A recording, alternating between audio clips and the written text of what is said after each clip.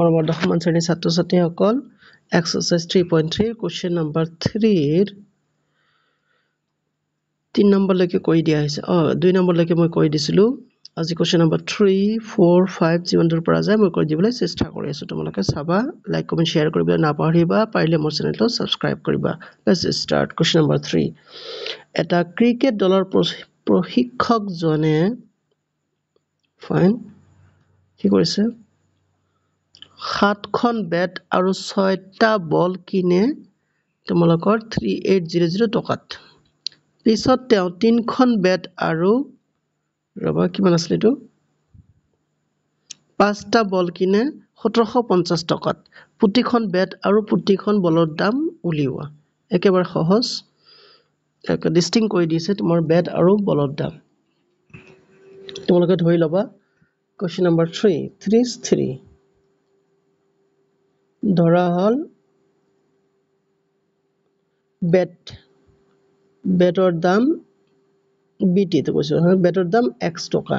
আৰু বলৰ দাম y টকা নাই তেনেহলে তোমালোকে এইবাৰ লিখিবা according to question নাই প্ৰথম বল কিমান আছিল প্ৰথমতে কি কৰিছিল 7খন বেট আৰু 6টা বল সেই কাৰণে তোমালোকে লিখিবা 7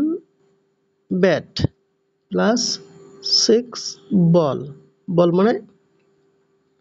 ৰবা y ধৰিছে ন y ধৰা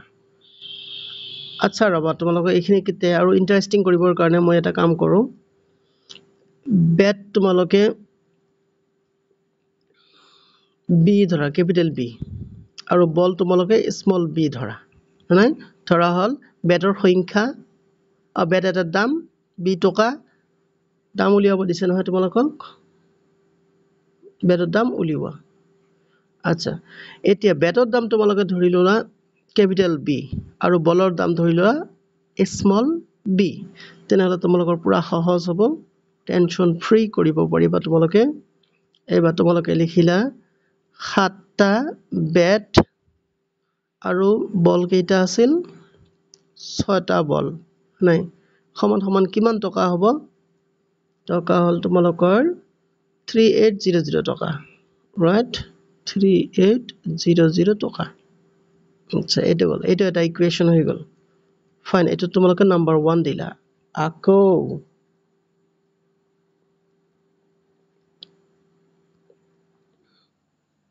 আকৌ লিখি তাস কি কৰিবা তোমালোকে এবাৰ সেকেন্ডত কি কৰিছে তেখেতে 3খন বেট কিনিছে আৰু 5টা বল কিনিছে 1750 টকা 3খন আৰু 5খন হয়নে তেনেহলে 3 bet plus 5 ball equal to 1750 টকা আচ্ছা এইবাৰ তোমালোকক সলভ কৰি দিব লাগে হয়নে কিহেদি তোমালোকে সলভ কৰিবা কোনটো উপায়েৰে সলভ কৰিলে আমাৰ সহজ হ'ব নিশ্চয়কৈ তোমালোকে যোগ বিয়োগ পদ্ধতি বা এলিমিনেশন পদ্ধতিত তোমালোকে সলভ কৰিলে সহজ হ'ব তেনেহলে আমি ৰবা তাৰ আগতে ইকুৱেশন নাম্বাৰ 2 দিলা এটো তোমালোকে কৰিলা কি ইকুৱেশন নাম্বাৰ 1 ক তোমালোকে 5 এ দি পূৰণ কৰিলা তাৰ এনেকৈ লিখিবা 1 into 5 which implies 5 দি আমি পূৰণ কৰিলো তেনেহলে 5 7 গুণ কিমান হ'ব 35 35b plus 5 6 গুণ 30 30 small b is equal to ইয়াকো আমাক 5 দি পূৰণ কৰিব লাগিব তেনেহলে এনেকৈ লিখিবা 5 0 0 5 0 0 5 8 গুণ 40 7 4 5 3 15 15 আৰু 4 19 19 এইটোক তোমালোকে নাম্বাৰ দিলা 3 হয়নে ঠিক তেনেকৈ তোমালোকে কৰিলা কি নাম্বাৰ 2 তোমালোকে এবাৰ 6 দি পূৰণ কৰিবা 6 দি পূৰণ কৰিলে কি হ'ব 3 6 are 18 18 18 capital B তাৰ পিছত 6 5 z 30 small b is equal to 6 দি এটো মাল্টিপল কৰিব লাগিব মানে 6 0 0 6 5 z 30 remaining 3 6 7 z 42 42 plus 3 45 okay 4 is there তাৰ পিছত 6 1 are 6 6 plus 4 কিমান হ'ব 10 আচ্ছা এইটো হৈ গ'ল এইবাৰ তোমালোক কৰিবা কি আমি ৰবা তাৰ আগতে তোমালোকে এইটো নাম্বাৰ দিবা এইটো নাম্বাৰ দিলে তোমালোকে 4 এতিয়া আমি কৰিম কি এই দুটা আমি বিয়োগ কৰি দিম হয়নে ৰবা মই তোমালোকক আস্তে আনি দিছো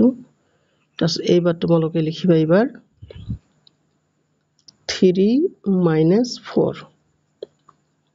implies minus কৰিলে সাইন চেঞ্জ হ'ব ইয়াত প্লাস আছে মাইনাস কৰিলে প্লাস মাইনাস মাইনাস তেনেহলে এইবাৰ তোমালোকে কৰিলা কি 35 মানে 15 পৰা 8 গলে 7 আৰু ইয়াত থাকিল 1 মানে 2 থাকিল 2 ৰ পৰা 1 গলে 1 17b আচ্ছা এইটো তোমালোকৰ কাট খালে নহয় শূন্য হ'ব গতিকে লিখাৰ দৰকাৰ নাই সেইকাৰণে ইয়াত যাবা তোমালোকে যোৱাৰ পিছত এই 0 ৰ পৰা 0 0 ৰ পৰা 0 বদলে 0 10 ৰ পৰা 5 গলে 5 ইয়াত থাকিল আমাৰ কিমান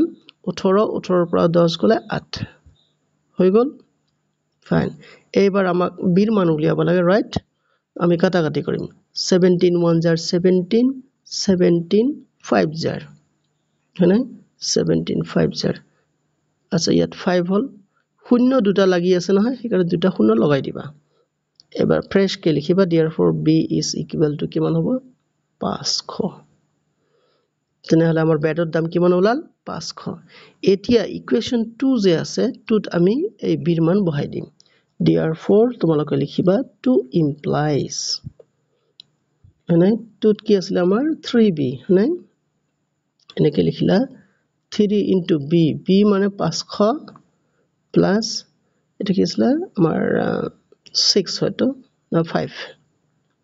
5 small b which is equal to 1750 হৈ গল এইবাৰ তোমালোকে কৰিলে কি সলভ কৰিবলৈ চেষ্টা কৰিবা 3 5 গুণ 15 তানি ইয়াত হল 1500 plus 5b which is equal to 7500 fine which again implies 5b ইফালে থাকিল আৰু 17 যত আছে তাতে থাকিল 1500 যদি ইফালে লৈ যোৱা মাইনাস হ'ব 1500 এতিয়া 1700 ৰ পৰা 1500 1750 ৰ পৰা 1500 যদি বাদ দিয়া তেতিয়ালে কিমান হ'ব 250 ৰাইট ৰাইট এবাৰ আমি কৰিম কি কাটাকাটি কৰিম মানে 5 গুণ 5 5 5 গুণ 25 শূন্য এটা আছে শূন্য লগাই দিলা ফ্ৰেশ কে লিখিলা b is equal to 50 লাষ্টত তোমালোকে লিখিবা বলৰ দাম বেডৰ দাম লাগে বেডৰ দাম আমাৰ 500 টকা আৰু বলৰ দাম হল কিমান টকা 50 টকা 50 টকা টকা লিখিবা দেই এটো আনসাৰ এতিয়া তোমালোকৰ হয়তো তোমালোকে বুজি পাইছা নবুজিলে তোমালোকে কমেন্টত জনাবা এতিয়া 4 নম্বৰটো 4 নম্বৰত কি দিছে এখন চহৰৰ ট্যাক্সি ভাড়াত এটা নিৰ্দিষ্ট ভাড়াৰ লগত অতিক্ৰম কৰা দূৰত্বৰ ভাড়াটো লগ লাগি থাকে ফাইন 10 কিলোমিটাৰ দূৰত্বৰ বাবে দিবলগীয়া ভাড়া 105 টকা আৰু 15 কিলোমিটাৰ ভ্ৰমণৰ বাবে দিবলগীয়া ভাড়া কিমান 155 টকা নিৰ্দিষ্ট আৰু প্ৰতি কিলোমিটাৰ ভ্ৰমণ এটাৰ ভাড়া কিমান I see তেনে কি কৈছে নিৰ্দিষ্ট ভাড়া ফিক্সড ভাড়া আৰু কিলোমিটাৰ অনুযায়ী তোমালোকৰ ভাড়াটো এড হৈ এটা তোমালোকৰ ভাড়া হৈ যায় নাই আচ্ছা এতিয়া আমি কৰিম কি বাৰু তেনেহলে নিৰ্দিষ্ট আৰু প্ৰতি কিলোমিটাৰ ভাড়া কিমান হ'ব 25 কিলোমিটাৰ দূৰত্ব ভ্ৰমণ কৰিবলগীয়া মানুহ এজনে ভাড়া কিমান দিবলগীয়া হ'ব ফাইন এইটো হৈছে তোমালোকৰ বঢ়িয়া অংক তেনেহলে আমাক ফাৰ্স্ট আমি ধৰিলাম কি ধৰা হল আমাৰ ফিক্সড ভাড়া এটা 4 নম্বৰ দিবা তোমালোকে ধৰা হল তোমালোকৰ ফিক্সড ভাড়া f হয়নে আৰু কি কৈছে আৰু দিবলগীয়া ভাড়া আৰু তোমালোকৰ দূৰত্ব অনুযায়ী দিবলগীয়া ভাড়া এটা তোমালোকে p বুলি ধৰি ললা ফাইন সুবিধা হ'ব এই x y আৰু কিমান ধৰিবা অলপ চেঞ্জ কৰি লোৱা তেনেহলে তোমালোকৰ ফাৰ্স্ট কোশ্চেন মতে কি আছে according to question আমাৰ ফিক্সড ভাড়া থাকিলে লগতে আমাৰ প্ৰতি কিলোমিটাৰত ভাড়া প্ৰতি কিলোমিটাৰ আছিল নহয় প্ৰতি কিলোমিটাৰত ভাড়া তোমালোকৰ পি টকা হয় নাই 10 কিলোমিটাৰ গৈছে সেইকাৰণে 10 দি পি তোমালোকে পূৰণ কৰিলা আৰু হৈ গ'ল তোমালোকৰ 105 টকা ভাড়া এটা গ'ল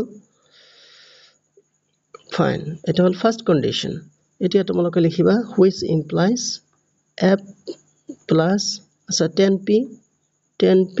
is equal to 105 এইটো ক্ষেত্ৰত তোমালোকে কৰিব পাৰিবা কি থাক এটা তোমালোকে নাম্বাৰ 1 দিয়া আকৌ আছে নহয় আকৌ তোমালোকক কি দিছে এবাৰ ফিক্সড ভাড়া আছে আৰু লগতে তেখেত কিমান দূৰ গৈছিলে এবাৰ 15 কিলোমিটাৰ 15 কিলোমিটাৰ তেনেহলে 15p হ'ব is equal to কিমান হল 155 ফাইন এইবাৰ তোমালোকে কৰিলা কি এটা নাম্বাৰ 2 দিলা এতিয়া আমি ইয়াক সলভ কৰিম f আৰু p ৰ মান আমি উলিয়াম therefore তোমালোকে লিখিবা 1 and 2 implies লিখিলা আমি কৰিলো কি এক নম্বৰৰ পৰা f ৰ মানটো আমি 2 নম্বৰত বহাই দিম মানে তেনেহলে এই যে 2 নম্বৰত আমি বহাই দিম তেনেহলে f ৰ মান কি আছিল শিট তোমালোকে হেবিলাক যদি নটংকি নকৰা তথাপি আৰু এটা কাম কৰিলে হ'ব তোমালোকে মাইনাস কৰি দিলে হ'ল এই দুটা এটো সহজ হ'ব যদিও তোমালোকে ইয়াত প্ৰতিস্থাপন পদ্ধতি বা অমুক পদ্ধতি দিছে তোমালোকে হেবিলাক লৈ নাযাবা তোমালোকক অংকহে সলভ কৰিব লাগে পৰীক্ষাত তোমালোকৰ তেনেকা নিৰ্দিষ্ট কোনো নিয়মৰ কথা উল্লেখ নাথাকে সেই কাৰণে তোমালোকে যেটো তোমালোকৰ সহজ হ'ব হেতু কৰিবা আগতেও কৈছো তোমালোকক ফাইন আমি কৰিম কি 1 ৰ পৰা 2 টো বিয়োগ কৰি দিম বাৰু 1 minus 2 implies যদি বিয়োগ কৰা হয় তেনেহলে সাইন চেঞ্জ হ'ব ইয়াত মাইনাস হ'ব ৰবা ৰংটো চেঞ্জ কৰিছো ইয়াত মাইনাস ইয়াতো মাইনাস হ'ব ফাইন এবাৰ হল কি plus f minus f cancel গল তাৰ পিছত minus 15p plus 10p তোমাৰ কিমান হ'ব তেন্তে minus 5p which is equal to 155 minus 105 কিমান হ'ব এটো 0 আৰু 5 কিন্তু এটো ডাঙৰ আগত মাইনাস দিবা এবাৰ তোমালোকে কৰিলে কি মাইনাস কাটিলা তেনেহলে এই 5ক কাটিলা তোমালোকে 5 1 গুণ 5 5 1 গুণ 5 শূন্য এটা আছে শূন্য লগাই দিলা ফাইন তানে কিমান বাৰ গল 10 বাৰ তেনেহলে আমাৰ p মানে ফিক্সড ভাড়া যেটো আছিল নহয় দিবলগীয়া ভাড়া প্ৰতি কিলোমিটাৰত এটা 10 টকা হৈ গল p ৰ মান তোমালোকে পালা therefore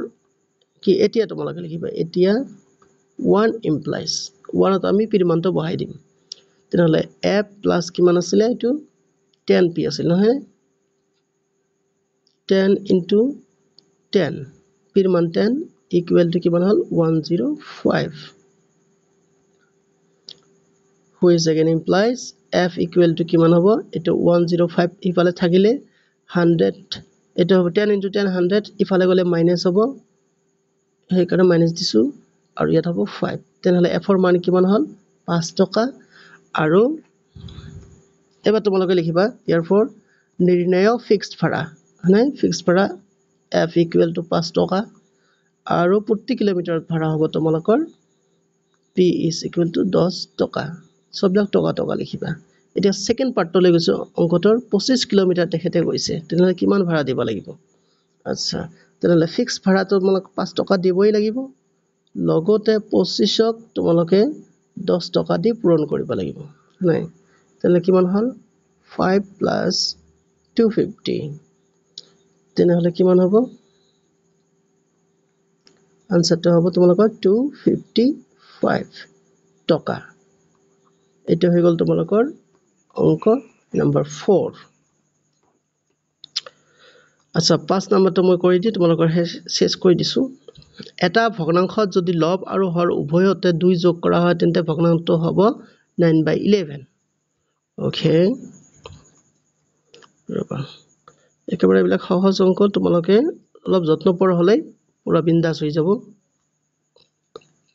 ৰবা মই কৰি দিবলৈ চেষ্টা কৰিছো ফাৰ্ষ্ট নাম্বাৰটো ধৰা হল ভগ্নাংশটো x/y সিম্পল কথা নাই এতিয়া তোমালোকৰ কন্ডিশন মতে কি কৈছে according to question আচ্ছা ভগ্নাংশ লব আৰু হৰ দুটাৰ লগত তোমালোকে কৰিলা কি 2 যোগ কৰিলা 2 যোগ কৰিব দিছে না 2 যোগ কৰা হয় তেন্তে ভগ্নাংশটো কিমান হয় 9/11 ইয়াত নিশ্চয় হ'ব তোমালোকৰ 9/11 ফাইন এতিয়া ইয়াক আমি মডিফাই কৰিম নাই যেনেকৈ তোমালোকে বাইক সাইক মডিফাই কৰা তেনেকৈ আমি এবাৰ অংকক মডিফাই কৰিম কৰি সিঙ্গেল ইকুৱেশ্যন বনাবলৈ চেষ্টা কৰিম আচ্ছা ফাইন এটা আমি কেনেকৈ লিখিম ক্ৰস মাল্টিপ্লাই নাই এটাৰ লগত এটো পূৰণ এটাৰ লগত এটো পূৰণ ফাইন তেনেহলে এটো হ'ব আমাৰ 11x + 22 22 ওকে ইকুৱেল টু এটা হ'ব কি 9y 9y কি টুডে 9y + 2 9 * 18 18 ফাইন এবাৰ আমি কৰিম কি নেক্সট which again implies আচ্ছা 11x - 9y equal to তোমালোকে কিমান লিখিবা 18 - 22 which is equal to কিমান হ'ব নিশ্চয় -4 হ'ব কিমান হ'ব -4 আচ্ছা এটো তোমালোকে এক নম্বৰ ইকুৱেশ্যন দিলা আকৌ আন এটা কন্ডিশন আছে নহয় বাকি ৰবা এখানে তোমালোকে লিখিবা আকৌ এবাৰ কি কৈছে কন্ডিশনত যদি লব আৰু হৰ উভয়তে 3 যোগ কৰা হয় তেন্তে ভগ্নাংশটো 5/6 হ'ব এবাৰ 3 যোগ কৰিছে তেন্তে x ৰ লগত 3 যোগ কৰা হল আৰু y ৰ লগত 3 যোগ কৰা হল তেনেহলে কিমান হ'ব 5/6 বুলি কৈছে ইয়াকো আকৌ তেনেকৈ মডিফাই কৰিব লাগিব ক্ৰস মাল্টিপল কৰিবা তোমালোকে 6x + 3 6 are 18 which is equal to 5y 5 3 গুণ 15 ফাইন নেক্সট তোমালোকে লিখিবা এবাৰ 6x - 5y equal to 15 - 18 damn it ৰবা অলপতে ভুল কৰি পেলাইছো এটা হ'ব 18 - 15 15 - 18 is equal to কিমান হ'ব -3 হ'ব নহয় নে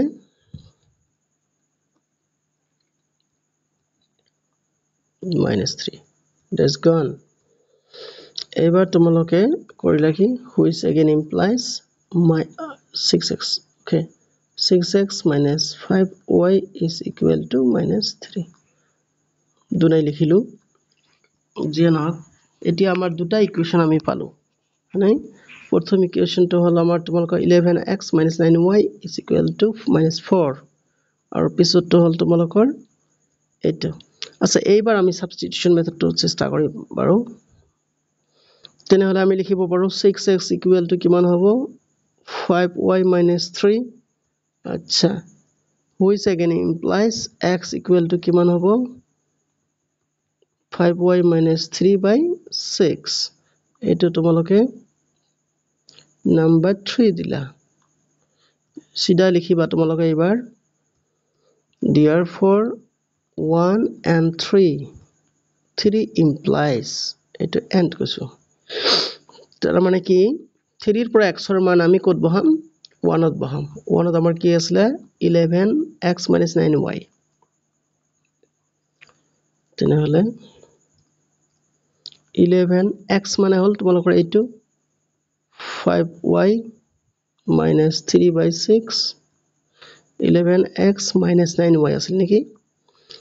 okay -9y হেটো -9y equal to -4 -9y equal to -4 that's cool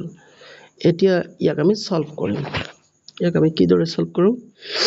ৰবা সিধা সিধি তোমালোকে কৰিবা কি এলসিএম লবা আচ্ছা LCM ইয়াতে ললা ইয়াত LCM 6 6 আৰু 6 ভাগ কৰিলে তোমালোকে এক বাদ যাব হেকাৰণে হিল টেনচন নাই তেন্তে এটো দি এতিয়া আমি পূৰণ কৰিম 5 11 জাৰ 55 y minus 3 11 জাৰ 33 গল minus ৰবা ইয়াত আকৌ মাইনাস আছে নহয় minus 9 6 jar 54 54y is equal to minus 4 next তোমালোকে কৰিবা কি এতিয়া 55y minus 54y কিমান হ'ব simply y হ'ব y minus 33 today আৰু ইফালে 6 আছে নহয় 6 ইফালে গলে ক্ৰস মাল্টিপল হলে minus 24 which again implies y equal to hobo kiman 33 minus 24 acha 33 পৰা 24 যদি বাদ দিয়া যায় কিমান হ'ব বাৰু okay simply it is 9 no ne yes 9 okay এটা হ'ব আমাৰ 9 next y মান তোমালোকে পালা therefore তোমালোকে কৰিবা কি 3 implies 3 ত আমি বহাই দিম মানটো কাৰ মান y মান x equal to কিমান আসলে x ৰ মান আসলে 5y minus 3/6 5y y মানে 9 3/6 এটো আছিল নহয় এতিয়া আমি কৰিম কি ইয়াক সলভ কৰিম 5 9 গুণ কিমান হয় 45 তেনেহলে 45 minus damn it minus 3/6 ৰবা লিখা নাই আচ্ছা 45 minus 3 কিমান হ'ব নিশ্চয়কৈ এটো হ'ব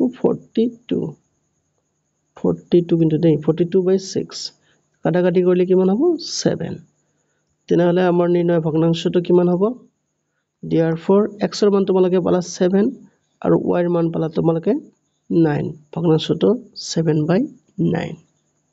9 হয়নে ওকে 9 ৰবা yes 9 y ৰ মান 9 ঠিক আছে তাহলে 7/9 এইটো आंसर আশা কৰো তোমালোকে ভিডিওটো ভাল পাবা লাইক কমেন্ট শেয়াৰ কৰিবলৈ নাপাহৰিবা আৰু পাৰিলে মোৰ চেনেলটো সাবস্ক্ৰাইব কৰিবা থ্যাংক ইউ